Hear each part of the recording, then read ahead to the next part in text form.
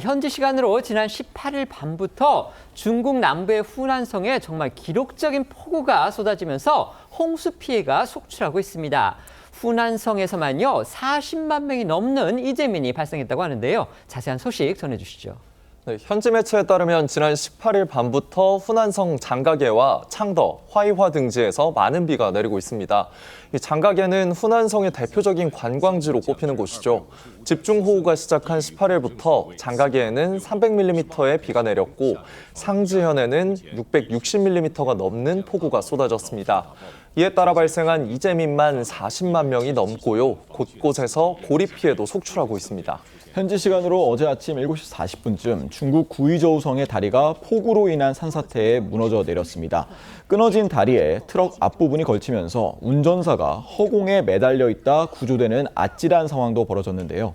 출동한 구조대는 컨테이너 지붕을 따라 운전석으로 넘어간 뒤 운전석 뒤쪽 창문을 통해 무사히 기사를 구조해냈고요. 교통당국이 사전에 양방향 통제에 나서면서 교통량이 많은 이른 아침이었음에도 다행히 대형 인명피해는 발생하지 않았습니다. 무슨 재난 영화에서나 볼 법한 그런 장면이 지금 중국에서 일어났다 이렇게 볼 수가 있겠는데요.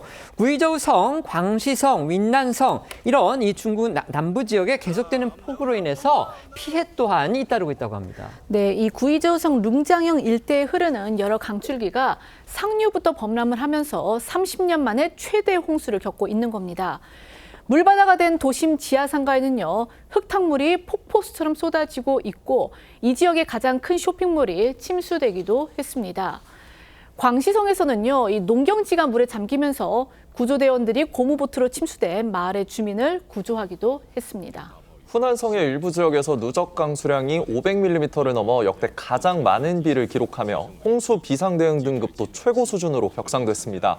중국의 여름 홍수는 흔한 일이지만 일부 과학자들은 기후변화로 강우량이 많아지고 빈도도 높아지고 있다면서 댐 붕괴와 같은 극단적인 결과를 불러올 수 있다고 경고하고 있고요.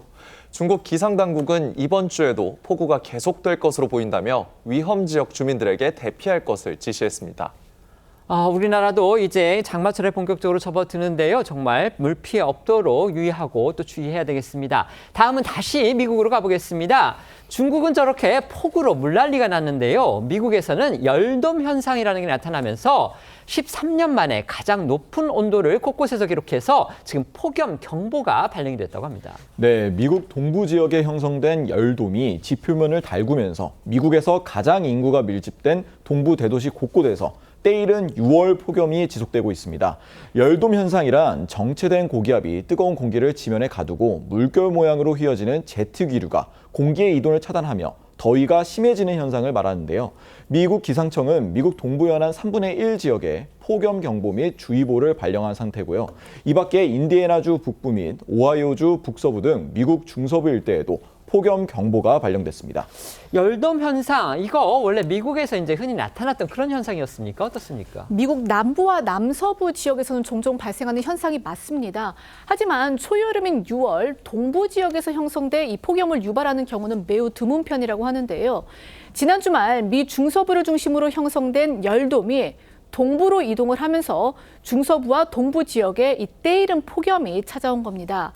최근 기상 이변이 잦아지면서 지난해에는요, 메인, 버몬트 등 미 동북부 지역에서도 이 열돔 현상이 발생해 여름철 비교적 이 선선한 지역임에도 불구하고 6월 폭염을 몰고 오기도 했습니다. 열돔 현상으로 공기의 이동이 차단되면서 어제 미 동부 시간 오후 1시 30분쯤 뉴욕 맨해튼 센트럴파크의 기온은 섭씨 37.2도로 2012년 7월 18일 이후 13년 만에 가장 높은 온도를 기록했습니다. 뉴욕시 퀸스에 있는 존 F 케네디 국제공항은 이날 38.9도를 기록해 6월 기온 기준으로 기상관측 이래 최고 기록을 경신했는데요. 뉴욕보다 위도가 높은 보스턴도 같은 날 37.8도를 기록했습니다. 폭염 경보에 영향을 받는 인구는 약 1억 6천만 명에 달하는데 기상청은 동부 지역의 주요 대도시들은 밤에도 최저 기온이 25도 밑으로 떨어지지 않는 열대야가 지속될 것이라고 밝혔습니다. 기록적인 폭염이 이어지면서요, 이 온열 질환은 물론이고요, 인명 피해까지 나오고 있습니다. 네, 중서부 도시 세인트루이스 인근에서는 낮 최고 기온이 38도를 넘나들었습니다. 이 폭염 속에서 한 55살 여성이 사흘 이상 물과 냉방 장치 없이 지내다가 자택에서 숨진 채 발견됐다고 현지 경찰이 밝혔습니다. 뉴저지주 패터슨에서는 전날 체감 온도가 41.7도로 치솟은 가운데 2개 고등학교가 야외에서 졸업식 행사를 진행하던 중 16명이 쓰러져 응급실로 옮겨졌고 150여 명이 온열 질환으로 진료를 받았습니다. 미국 기상청은 오늘부터 기록적인 폭염 영향에서 서서히 벗어나면서 27일부터 6월 평년 기온을 되찾을 것이라고 전했습니다.